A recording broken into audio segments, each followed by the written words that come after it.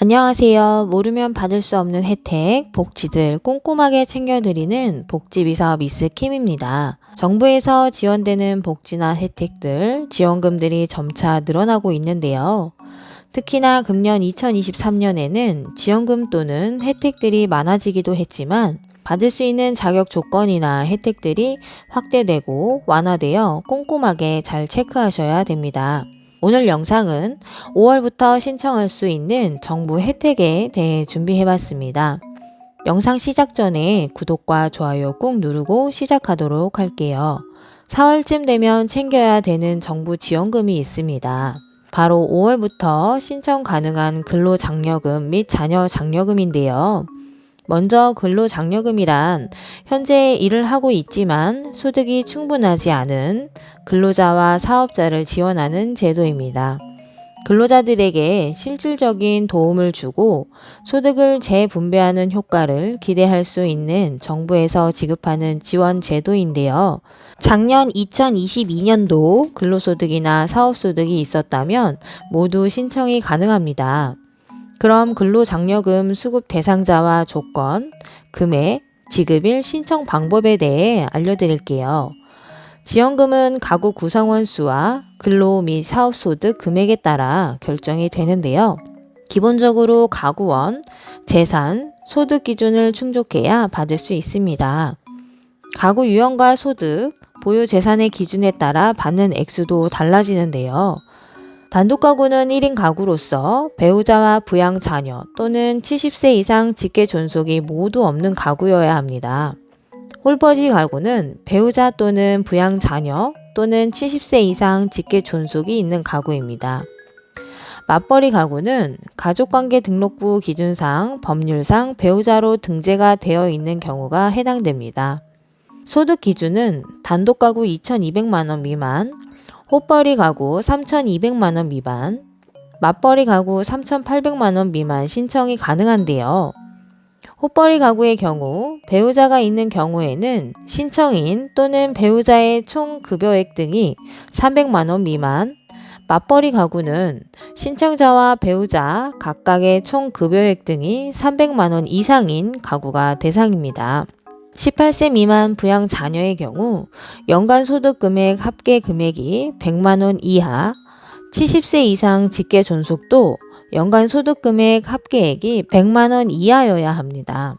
또한 주민등록표상의 동거 가족으로 해당 거주자의 주소나 거소에서 현실적으로 생계를 같이 하여야 합니다. 단 부양자녀 및 직계 존속 중 거주자와 동일한 주소 또는 거소에 거주하거나 질병 등으로 일시 퇴거한 중증 장애인의 경우에만 연령 제한을 적용받지 않습니다. 소득 요건은 단독 가구 2,200만 원, 홀벌이 가구 3,200만 원, 맞벌이 가구 3,800만 원인데요. 총 소득 금액은 신청인과 배우자의 소득을 모두 합한 금액입니다. 근로 총 급여액, 사업소득, 종교인 소득, 이자, 배당, 연금, 기타 소득이 모두 포함됩니다.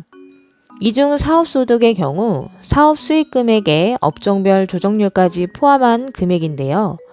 도매업 20%, 농임업 및 어업, 소매업 경우 25%, 광업, 자동차 및 부품 판매업, 그 밖의 업종 30%, 제조업, 음식점업, 부동산 매매업은 40% 등으로 표를 참조하시면 좋을 것 같습니다. 근로장려금 지급 금액은 단독 가구 165만 원, 홀벌이 가구 285만 원, 맞벌이 가구 330만 원인데요. 보통 많은 분들이 정부 지원금 같은 경우 소득이 적어야 많이 받는다고 생각하시는데요. 근로장려금의 경우 돈을 무조건 적게 번다고 많이 지급하는 것은 아닙니다. 지급액을 최대치를 받을 수 있는 일정 구간이 있는데요. 단독 가구의 경우 연간 총소득 400만 원부터 900만 원까지 이 구간에 해당되시는 분들이 받을 수 있는 최대 기급 금액이 165만원까지 받을 수 있게 되는 것이고요. 헛벌이 가구의 경우에는 연간 촉소득 금액이 700만원에서 1,400만원, 구간이 최대 285만원을 받을 수 있는 구간입니다. 맞벌이 가구 경우에는 연간 총 소득 금액 800만원에서 1,700만원 구간이 최대 330만원을 받을 수 있는 구간인데요. 연간 소득이 아예 없다고 해서 최대 금액을 받을 수 있는 게 아니기 때문에 잘 체크하셔서 신청해 보시기 바랍니다. 또한 일정 구간이 지나도 받을 수 있는 최대 금액에서 점차 줄어드는 것을 보실 수 있는데요. 그래프를 잘 참고하셔서 연간 총 소득 금액이 어느 구간인지 확인해 보시면 될 것 같습니다.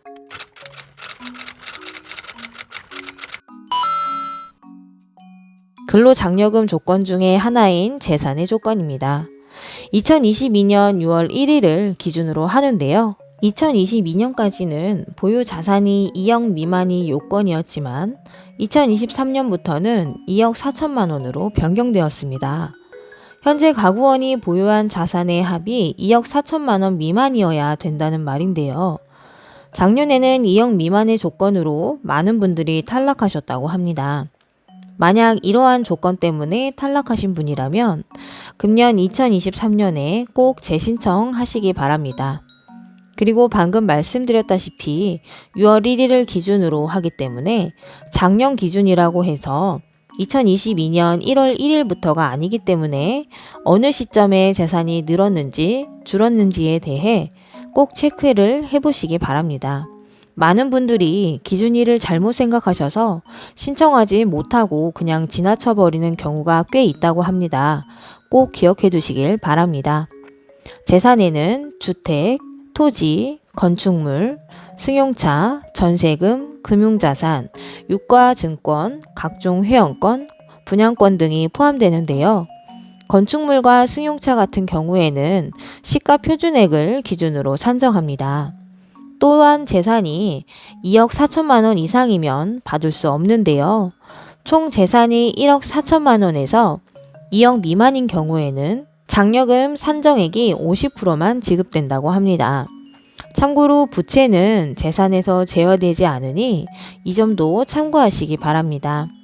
이렇게 가구원, 소득 요건, 재산 요건에도 충족했지만 근로장려금을 아예 신청 못하는 조건들도 있는데요.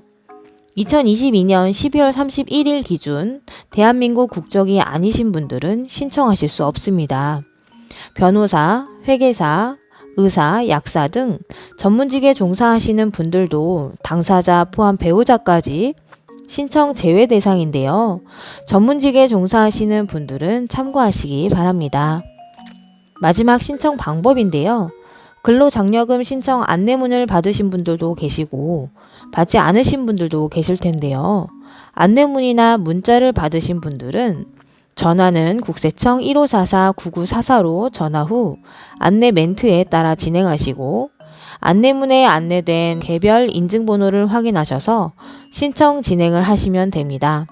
인터넷의 경우 홈택스 홈페이지에 접속하셔서 로그인 후 신청 제출에서 근로 자녀 장려금 선택하시고 간편 신청하기를 눌러 신청하시면 되는데요.